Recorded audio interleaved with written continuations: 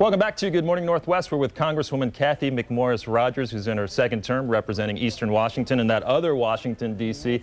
Thanks so much for being. We're really excited to have you here. Great to be here, and happy St. Patrick's Day. Yeah, you look great. I got to say that.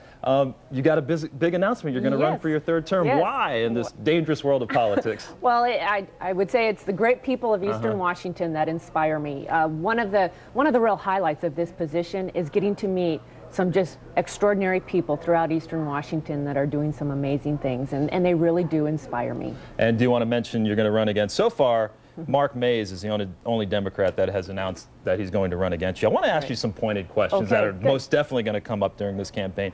War in Iraq, we're coming on our fifth year. Almost, 4,000 people killed, almost 30,000 people wounded, 82 have been killed from the state of Washington. Should we stay in this war? Well, it is important that we have a victory in Iraq, and we've seen some encouraging signs recently about our efforts in Iraq.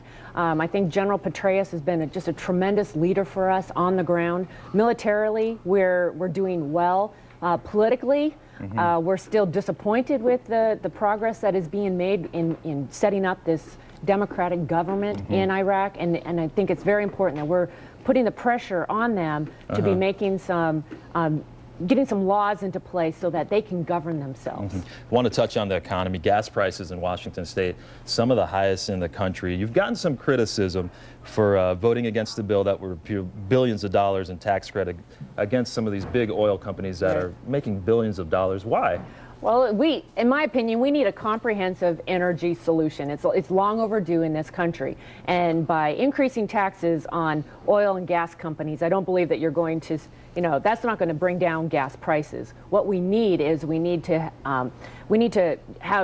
be opening up more exploration and development right here. We need to be encouraging the alternatives and the renewable fuels. And there's a lot of exciting innovation taking place right here in Eastern Washington. The hydrogen fuel cells, biodiesel, and we need to make a commitment to meeting America's energy needs with American energy. Real quickly, I want to touch on Boeing. They lost their bid to replace that KC-135. Some have criticized you for maybe not being as outspoken as, say, as Senator Murray, who really criticized the Air Force. Why take more of a laid-back approach? And you said you needed more information before whether an investigation ensued.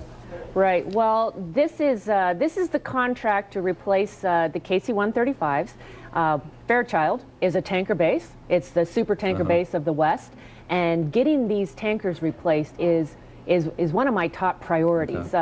We had a contract. It was between Boeing and Northrop Grumman. We were all disappointed that Boeing didn't get it.